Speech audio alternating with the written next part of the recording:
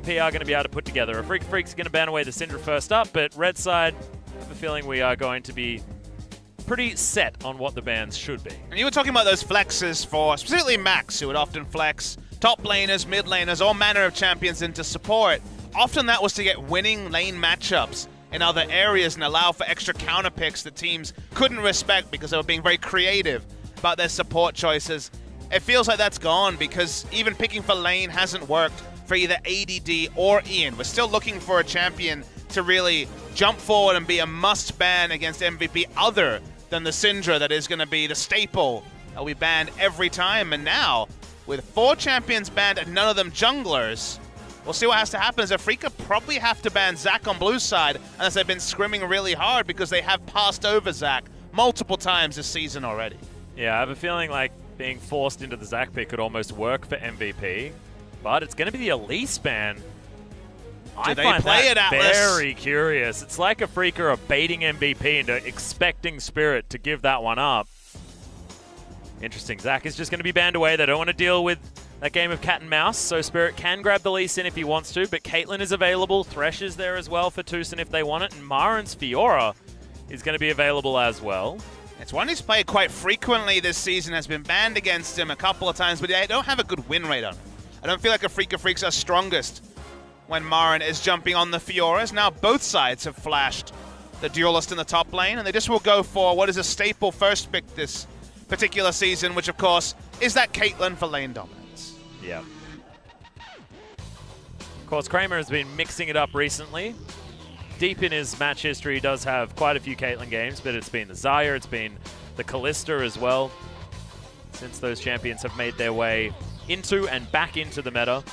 You'll be happy Kramer's to know jumping there. Spirit has been jumping on the Zac in solo queue. He's 0-3 in the last week, so... Oh, elastically slingshotting his way into solo queue, you might say. I mean, slingshotting MVP into having to ban it against him, which yeah, they probably don't want to do.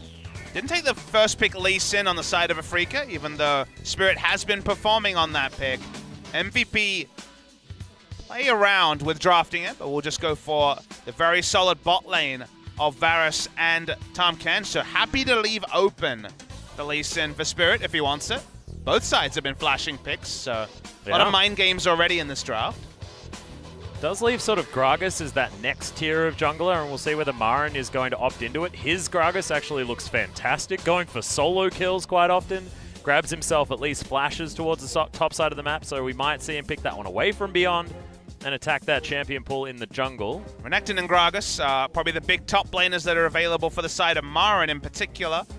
Renekton has been a big pick so far this week, so wouldn't be surprising to see Afreeca take it even as early as now, but they're going to stick with the Gragas potentially because it's quite strong against Tahm Kench in particular. You can just launch the Tahm Kench in your team and remove some of the Devour options that are there with most CC initiation. Does force Beyond to pick something like a Kha'Zix or back to that 0% win rate Rek'Sai.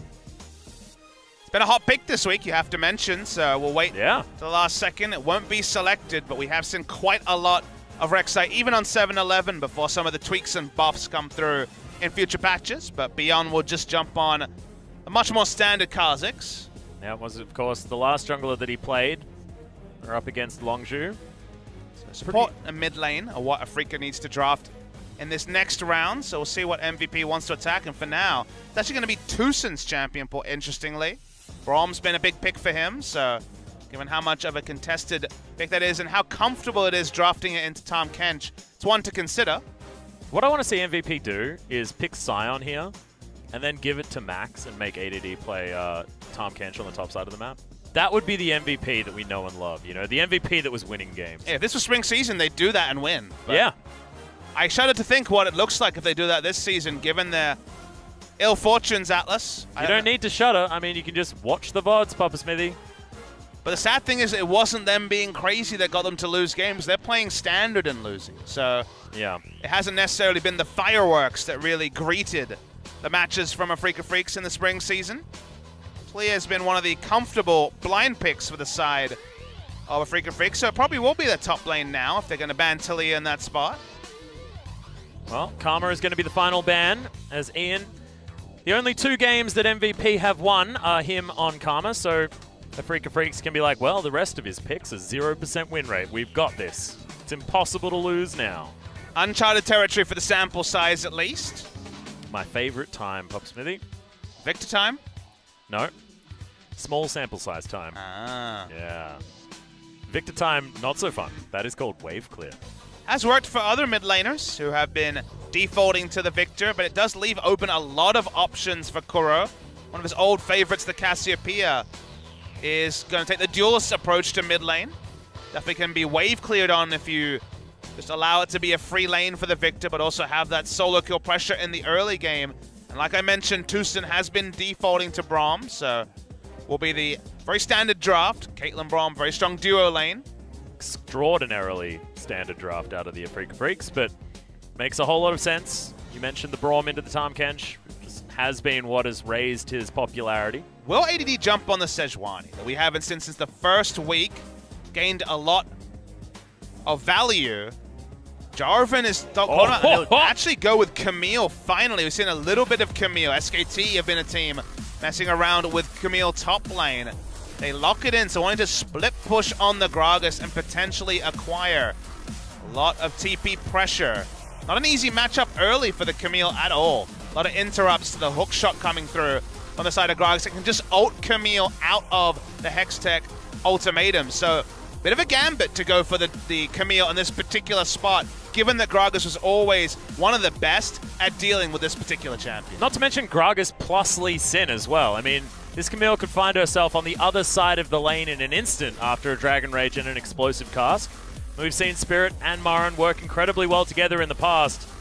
Could be a dangerous situation for ADD, but he's thrown the gauntlet, and if ever you're going to make a risky decision, it is when you've lost, what, 5 matches in a row, when you're on a 10-game losing streak. You got nothing to lose, MVP.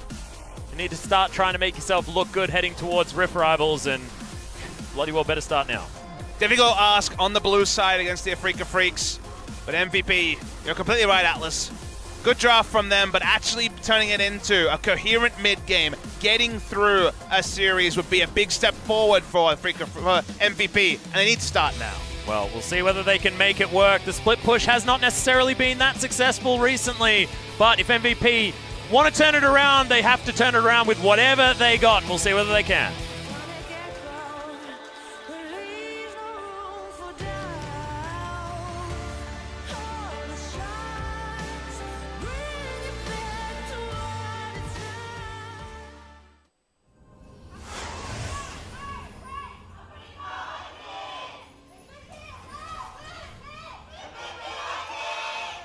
Damn, there are some passionate MVP fans in the audience, Papa Smithy.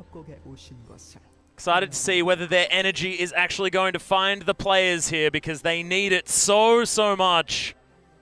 Already Spirit wandering over a ward. But nothing to be really gained early on, as we're just going to scope each other out. Fans definitely looking for proof of life from MVP. Oh, yeah. Been absent for the past 10 games in a row. That's a very nice Marin drawing. That's a very pretty Marin. But the MVP fans here too. A bit bashful. You know, they can't be too boastful after 10 losses in a row. But that's true. Still I mean, here. Everyone decides to hide their faces, but you can understand the MVP fans a little bit more than others. Not a hype train you want to jump on right now. No, that is a fiery hype train, Papa Smithy. That one is careening off the cliff. Late ward coming through from ADD means they have information on the pathing of Spirit. Now he's starting bot lane. So there's a bit of information that's been garnered. Well, Marin spotted by that ward before it died. Kuro not going to go too aggressive, as it is going to be a blue side start here for MVP. ADD just pops down and checks to see whether that red buff has been taken, but late ward placed that red buff pit. Try and give Afreeca Freecs as much information as possible. Kuro being frustrating on the Snake Lady against Ian, who has absolutely no wave clear just yet. Level 1 has taken Q first, so transfer power not really going to be helping him out so much. The wards on both big buffs mean that both teams have a pretty good idea of jungle pathing. It's going to be interesting to see what develops. So a lot of invades in our first series of the day as Ambition really shutting down Bless and the BBQ Olivers in the early game. But for now, at least, it's just been 2 big camp clears for both junglers. Yep. Bit of dominance here in the mid lane from Kuro, which is understandable at level 1. Ian should be able to pick up most of this farm underneath his turret, but we always talk about pushing lanes. Successfully done so at the beginning here for Afreeca Freecs. At least in the mid lane and towards the top side of the map as well. Top side's going to be an easy pushing lane win. The side of Afreeca. Pre-1 item. Cassiopeia will do very, very well in mid lane, but we all know about that Hex Core upgrade from the Victor, and bot lane should be pretty damn comfortable as well. The Afreeca do have a lot of latitude to push in and potentially have Spirit contest the enemy jungle. Spirit doing well on the Lee Sin this season, 3-1, so even though we don't really think of him as a top-tier Lee Sin for our league in 2017, has been performing well so far in summer season. Well, Beyond's looking for a gank. Hookshot not going to find Marin. ADD sheepishly walks back towards his turret. Nothing's going to be gained. Spirit wanders through, says hi, and will continue on his path. And when he sees the jungle on the top side, he knows no camps to be able to contest in the red side jungle, so just saving time, going for that power farm onto his Raptors. Oh, he's forced to go through all his corrupting potion charges. A nice accuracy from Ian. That's actually curb some of the lane pressure that Kuro had in the mid lane. Yeah, handy. Spirit just clearing things out. So all's quiet. Summoner's Rift at the moment. Push back here from Maha and Max on the bottom side of the map means that at least that wave equalized for a moment. But once again, Afreeca Freecs push it forward. MVP probably happy to farm underneath the turret as best they can, and they do manage to win at least the trade. But it's more PvE for the old Caitlyn. Very interesting draft to evaluate in terms of who wins as the game goes on. Yeah. Definitely first instinct is that Camille will at least have the win of the Swift Push War, even if Gragas can answer her, and there's not much kill pressure onto Gragas coming through from the Camille. Once he starts to get some tank items together. Victor a bit more reliable in team fights, but so would Caitlyn be as well. So it's very hard to evaluate what late game team fights go. My first instinct is to be a slight advantage to the side of Afreeca, but definitely not a massive one. So early game, right, as you say, everyone is kind of testing each other out. That means we don't have really any read on where this game will go. After all the craziness of Series 1, I'm open-minded to a lot of different opportunities. Like being able to tell people about your trip to Japan, possibly, Papa Smithy? Maybe. Ho, ho, ho. So far, that's incited action across the Rift, so we have to it seems like bide our time. Everyone's excited about hearing about it, even the players. Well, they really don't want to hear it. Yeah, something like that. Or they want to hear about it, but they want to be the first ones after the game. So they're like, well, we're not going to let you talk about it on broadcast because it's so exciting. You need to be the first. But Spirit will back away. We do just have normalcy once again. I mean, Japan was cool. Was a sort of place where I built it up a lot because I was, again, one of those kids who went to the arcades a lot. I'm old, so arcades were still around when I was young. I know I get that most of the generations listening to us probably came in around Xbox 360 days and thus didn't need to go to arcades to get sick graphics and multiplayer. But are you saying that Super Nintendo wasn't sick graphics? Because that was enough for me, Papa Smithy. Sure, but I was at the arcade playing, you know, Street Fighter Alpha 3 and stuff like that. Man. Super Nintendo was a bit wanting in that particular area. But, you know, from the video game side of things, I went to Akihabara. I saw the vintage games in the arcades. I saw Japanese businessmen smoking in arcades, playing Street Fighter. I got the full experience. That's the dream. It's strange how that is. But yes, it was the dream. It was definitely quintessentially Japan. You will not mistake Tokyo for any other city. So you managed to find some good ramen then? Oh. So I had this weird realization where there may be too much ramen in Japan. Because I don't know about you, but when I go to a new place, I get the lay of the land, and I look for the things I really enjoy, which honestly are arcades and ramen. Like, yeah. Both of those are fantastic, and they're everywhere. So maybe the idea is to move to Japan My cup and be happy forever. My cup was runneth over, that's for sure. All right, well, now know what to get you for your birthday. Japan? Yeah, I'll get you Japan. OGN's paying you really well. Maybe I should renegotiate. Yeah, I think you need to. You can't afford Japan? What's happening, Papa Smithy? Much more experienced than I am. The food part, you know, the food was great, for sure.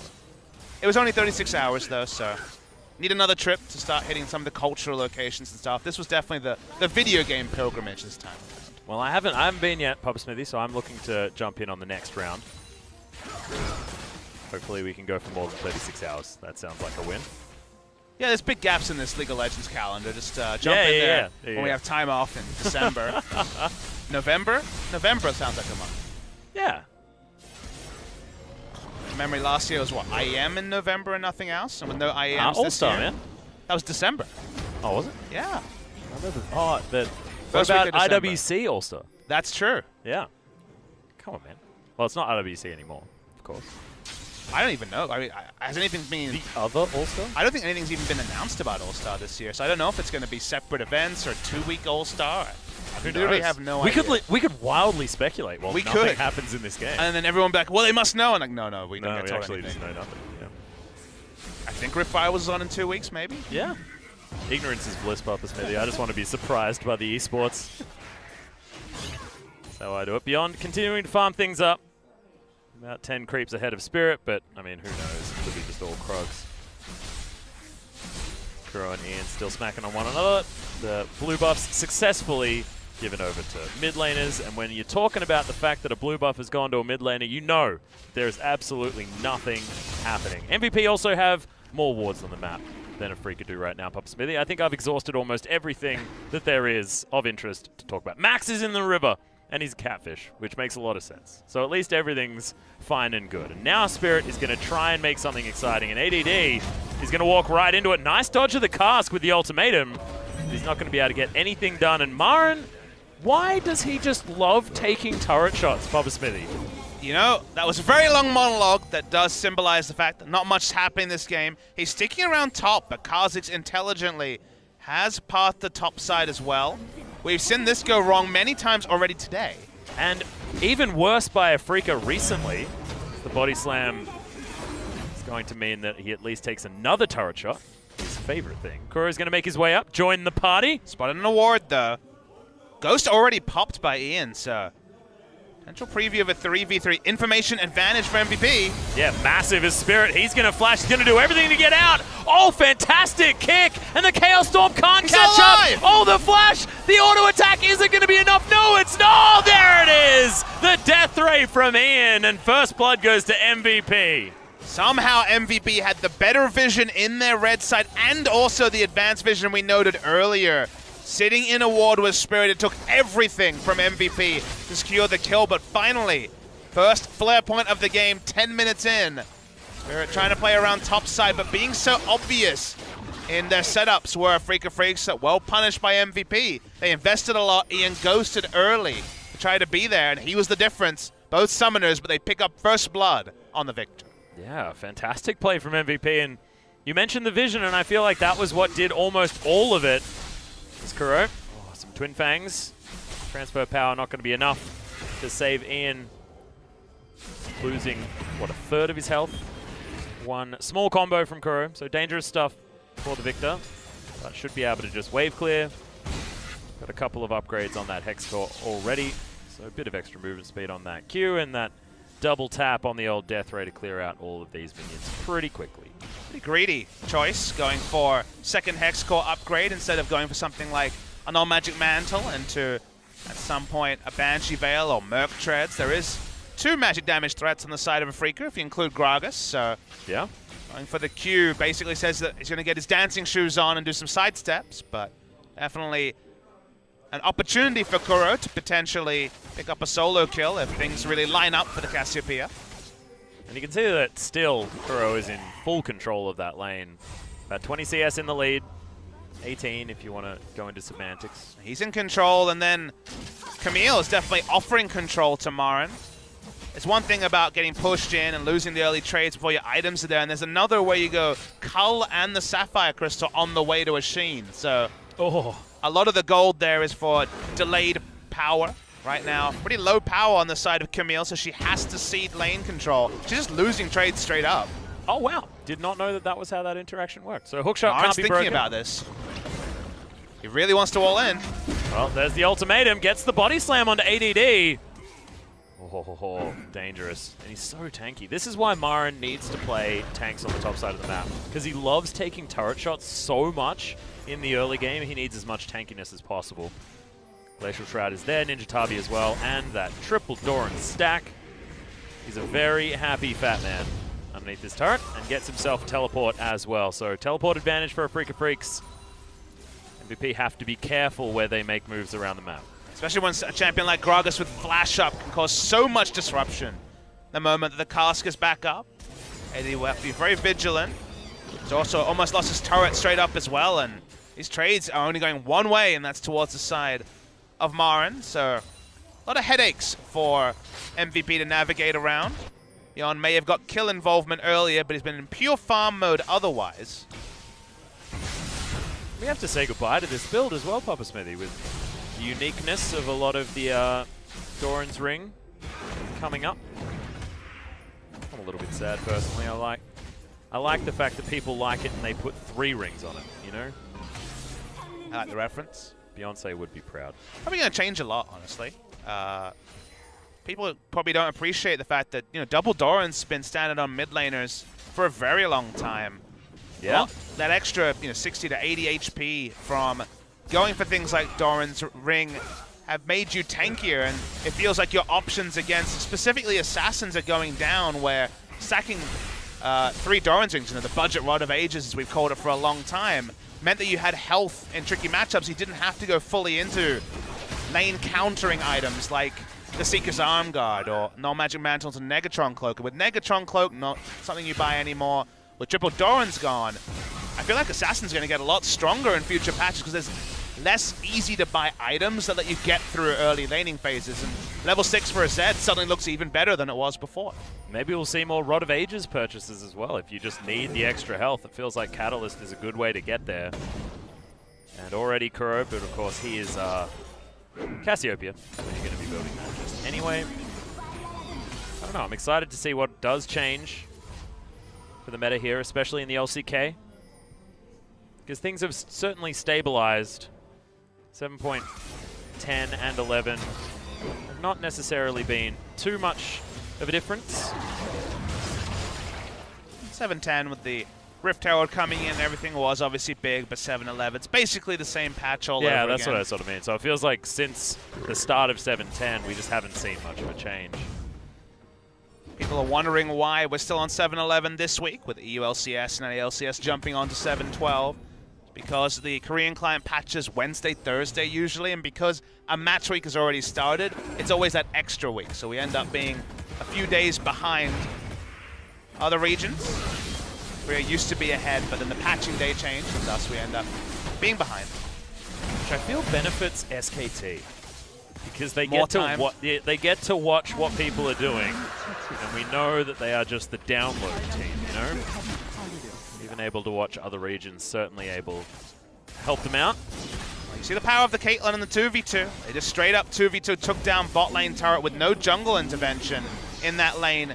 And remember, we previously saw how low top lane turret is, so whether that's going to be a lane swap initiated by Afreeca right now, or just Kuro coming up, they want to target down his top lane as well. Yeah, that's another ultimate coming out from Marin. This time, Hookshot did not answer it. Slow still here. Oh, there's baby. the flash.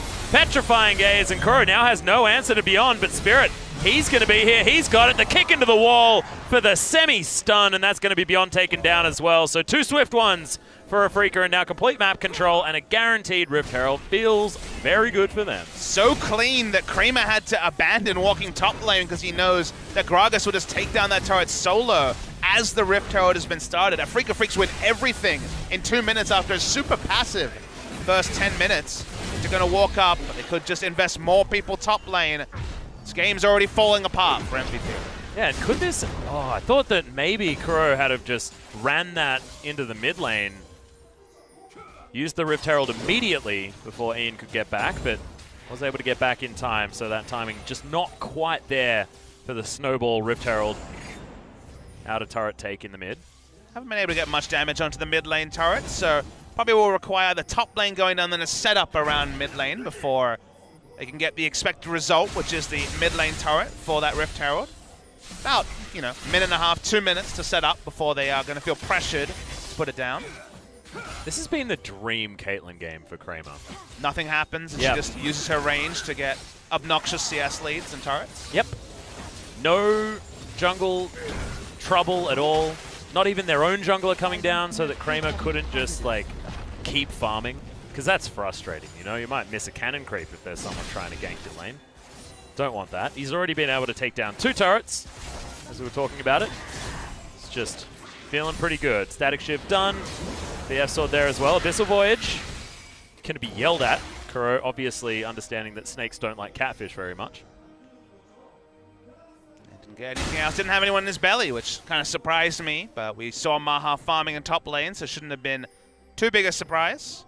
Another shopping trip for the duo lane that have a build built for only one thing, which is pushing. Pickaxe towards the... just a Zeal picked up, actually. It's just working towards a second Zeal item before they even bother to look at an Infinity Edge. Bring back an old build, BF Sword, double Zeal item. Yeah. In a while like since Tristana. we had, what, one patch where Zeal and Rapid Fire Cannon had the original stacking interaction, which was very big, and now, just because it prioritizes the best interaction, it's once again become a very standard build. I feel like you still get both of the interactions, don't you? So it does extra range and it spreads damage, but it doesn't do extra damage for both procs. As now the siege is on in the mid lane. The Rift Herald has been put down as well. Should mean that this outer turret falls in favor of Afreeca Freecs. Kramer, massive range. The Rift Herald now going to be dealt with, but I'd call it a success for Papa Smithy. Not bad at all. It's gone as expected for Afreeca, as ADD caught again. Yeah, ultimatum is going to go down. Max is going to turn up, gets the Devour, and tries to turn this one around. Kuro has been exhausted, but that wears off. And ADD has to get the hell out of there. Oh, Ian does use the cleanse to get out of the Petrifying Gaze, but they've lost so much health. And the Chaos Storm is going to be enough to dissuade Afreeca Freecs. Cloud Drake going to be up relatively soon, but Afreeca did take the Ocean Drake relatively recently. So nothing to really fight over. It's just Afreeca inching forward. All 3 outer turrets down, 3-0 in turret score. The wards are going to start pushing forward as expected. And for now, Beyond can solo down his red buff and pick up jungle camps. But it feels like even that is going to be on a pretty limited timer here for the side of MVP. Have been well snowboard on when it comes to early game movements, 4,000 gold. But what we can see really is the map pressure where Afreeca can push 3 lanes and then there's not many options left for MVP. Well, they tried to collapse on Marin, but for once he wasn't overextended. Yep. He's just going to try and back in the middle of the lane, but at least Max's presence stops that. Slight tempo advantage theoretically gained for MVP. Whether they can capitalize is another question as Kramer clears out this wave extraordinarily fast with the Static Shiv proc after he shoots Maha in the head with it. There's a control ward on Baron. Caitlyn and Cassiopeia can deal with Baron very, very quickly. So yeah, MVP for once are being a little bit more conscious around Baron. It's been one of their big weaknesses this season is 20-minute to 25-minute Barons, where they have basically had the game lost in an instant. Oh man, and Kuro is so accelerated. Already at the 2-item power spike, will have that tier stacked up extraordinarily fast, just given the timing that he was able to pick that one up. Talking about accelerated, Kramer does have that rapid fire cannon completed, as well as the completed boots. And he's got so much farm for this stage of the game, it is ridiculous. About 10 CS ahead of the clock. That is only going to extend by the looks of things. It's teleport. The teleport. Yeah, Marin wants to make something happen. Oh, fantastic knockups from Tucson. And that is going to be the first pick onto the Victor. Ian just obliterated. Thankfully, the gravity field went down first, so Afreeca Freecs was staved off the rest of the team. But with one pick, can they just go straight to the Baron? They're certainly going to head there, but Beyond's first thought was to move towards his jungle on the red side. Afreeca realized they'd taken their time. They look for another pick. Marin has flash, no cask, of course. They'll just clear a ward, clear some minions, potentially look for the turn, but they're going to stop Baron finally. Yep, so 4 of them are going to be in this pit. Beyond is going to turn up, but remember, Dragon Rage still up here for Spirit. Can just kick him away, and look at how much damage this Baron is taking. Oh, there's the flash, the engage coming out of Kuro. There's now Spirit. He's going to take down the Baron. Success for Afreeca Freecs. The man advantage, Ian nowhere to be seen. easily able to take that one down. They extend this lead to 6,000 gold in game 1. Yeah, well thought out. Kuro had to invest his flash for the zone, but between that and the ultimatum going down from the other side, space was implied. No one was going to get close enough to contest the Baron, so clean Baron setup for Afreeca Freecs, even with the pressure of 4 members of MVP. It's nicely done. Kramer almost has his Infinity Edge done. Seraph's Embrace almost there for Kuro as well, because I assume that tier is already done stacked up. The amount of Twin Fangs you throw out means that it's basically permanently charging. If it's not stacked yet, it certainly is now, as you can see how many spells he's throwing at this dragon. You know, if Spirit hadn't died, this could have been our 3rd perfect game of the season for Afreeca Freecs, Atlas. Yeah, it's looking like it's going that way. With all of these Baron minions. Oh, it's getting very, very scary. I feel like ADD might be able to sort out this top lane outer turret. But nope. It's just going to be this inner falling down. Minion wave. Center of the map at the moment in the mid lane. But ADD can't go up against Marin, who is still winning the split push battle. It's not necessarily what you expect when you've got ADD sitting on a Trinity Force as well as his Tiamat. But this is a Gragas with 2 items and a hell of a lot of rings. Yeah, the problem for ADD is he needs item parity or a bit of snowball. Maybe at 6 items he'll actually be able to do damage to the Gragas and sustain himself, but probably never going to happen. And at an item disadvantage, Gragas always fought one of the best of the top lane tanks versus that Camille. Second inner turret goes down. Afreeca Freecs continue to just rotate mercilessly around MVP. Yeah. Vision advantage for MVP here towards the top side, but I just don't think it's going to mean anything against the huge gold and item lead that Afreeca have set up for themselves. Tucson just making himself a frontline. Marin barges himself forward. It's all too easy for Afreeca to claim the last remaining inner turret and a 10,000 gold lead. Oh, 9,000 gold lead. I was exaggerating slightly. But it certainly feels like 10k at this stage of the game. Yeah, pretty effortless stuff from Afreeca. All they need to do now is break the base. There's the big shield up. They want to try and get it now. Well, no one's contesting Kramer. Yeah, Kramer just standing behind Tucson as he likes, and that is going to be base broken. 10,000 gold lead that I was talking about is being crept up on as Marin looking for this top inhibitor turret. They're an unstoppable force at the moment. The Afreeca Freecs ult comes down. Gravity field is going to mean that Tucson falls, but beyond, mages follow him. Spirit, an unlikely hold on his resonating strike, and that means that Beyond does escape. Spirit also isn't going to die. They got the primary objective. They didn't need to be greedy and try and take more. They can back away, steal a red buff, go and spend the gold they're sitting on. Infinity Edge going to be completed. The side of Kramer, and ADD's not ready to jump on him, kill him. Barring there being a Hextech ultimatum and a full multiple tick Chaos Storm, you just really don't see the Caitlyn dying, and that would also, of course, be ignoring all the damage coming through from Cassiopeia and even the top laner and jungler from the side of Afreeca. So right now it feels like we've reached that point that happens so often with MVP games where they're no longer in touching distance. It's not like they've made grand mistakes this game. In fact, they had the great collapse around the top side to pick up first blood. But it's kind of been a training simulator for the second half where Afreeca have done the right thing and MVP really haven't had an answer at the 3rd, 4th, 5th time of asking, and by now it's too late. Yeah. Just feels like the definition of a snowball as well, Papa Smithy, with those couple of kills that they were able to pick up, straight into the Rift Herald, straight into the top lane outer turret falling down. Kramer and Tucson were so far ahead in the bottom lane that they were already able to get that global advantage with that outer turret falling down early. Kramer did take some death ray damage there, but he's got himself a Vampiric Scepter now, as well as that Infinity Edge, so he's doing a lot of damage. So the lifesteal's working out very, very well. Ult does come in, but Tucson pretty happy as there's the flash body slam. Ian does have to flash away. Good devour from Max is going to save his mid laner. MVP lived to fight another day, but this inhibitor should be falling with the extra range that Kramer does have. Trap's helping him out there as well as the hookshot gets ADD out to safety. Afreeca, it just feels like a matter of time. They can't pull the trigger in the way they want MVP. One ultimate to being down. When you're this far down in gold, you need everything to get just a single pick, so they back away. And to your previous point, I think the bot lane winning as hard as it did 2v2 was the reason that Afreeca could win this game. First time we saw bot lane, it felt like it was Kramer just picking up first brick in the bot lane by taking the turret. Largely we're focused around all the skirmishing on the top side. Meanwhile, even with something like the Varus with the great wave clear, non-committal wave clear in the bot lane, wasn't to be enough.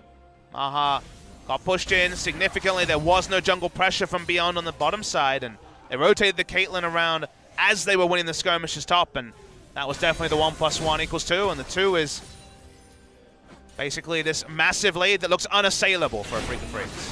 Yeah. 10,000 that I mentioned before is so close.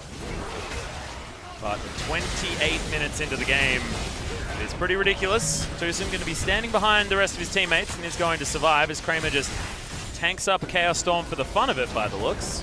These super creeps are going to be heading in soon. Marin super tanky, able to deal with minion waves. Maha has gone for the late game scaling build.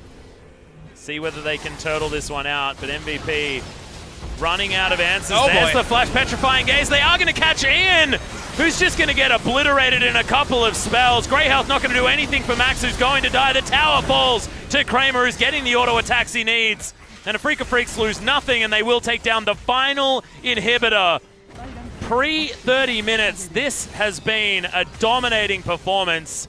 If you've ever wondered why Caitlyn is often in the ban list first time around, this is certainly an example of why that is. As there's the kick flash, that's going to be Maha falling down. Beyond is going to get revenge, but that's going to be quickly answered.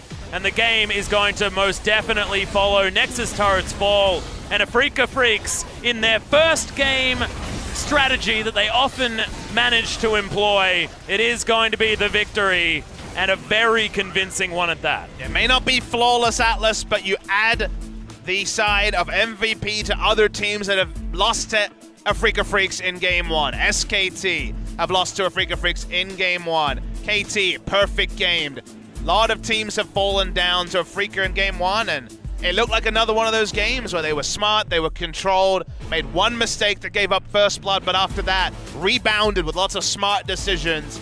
Kramer and Tucson dominating Maha and Max in the bot lane was what this particular win was built around. So much of the action actually happened off screen as they pushed in relentlessly, took the turret straight up in a 2v2, and MVP never looked like they knew how to get back in, and suddenly, that loss streak we've talked about, Atlas, it's hit 11. It most certainly has, and it's real scary for MVP. But if they are going to win a game, it is going to be Game 2. It was never going to be Game 1. Not only were they on red side, but they were against Afreeca Freecs, who come out of the gates like a freight train, then often hit things halfway through. They are the 3-game lords.